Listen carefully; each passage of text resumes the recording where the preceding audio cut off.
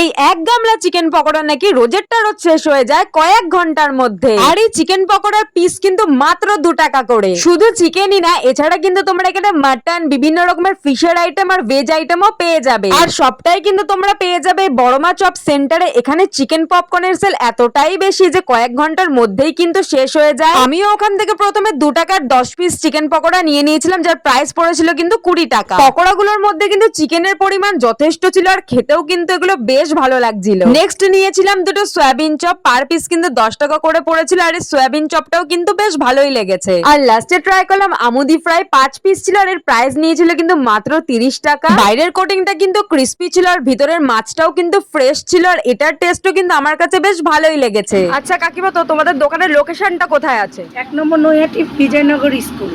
আচ্ছা, তো এখানে তো 2 টাকার চিকেন পকোড়া রয়েছে, তো কত কিলো চিকেন পকোড়া তোমাদের ভাজা হয় দেখো, ডেইলি? সেটা সিক্রেট থাকলো। আচ্ছা। তোমরা দেখতেই পাচ্ছ তো, এর আছে।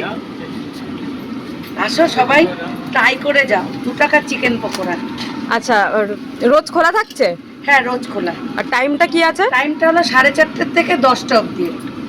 পকোড়াটা একটু বলা যায় না কত অবধি থাকে, কিন্তু দোকানের টাইম 10টা অবধি।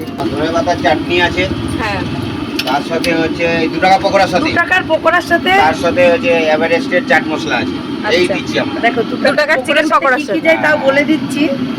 চাট মশলা, ধনেপাতা চাটনি 12 মাস, দামের ব্যাপার নেই, চাটনি 12 মাস, আর কিষান সস আছে।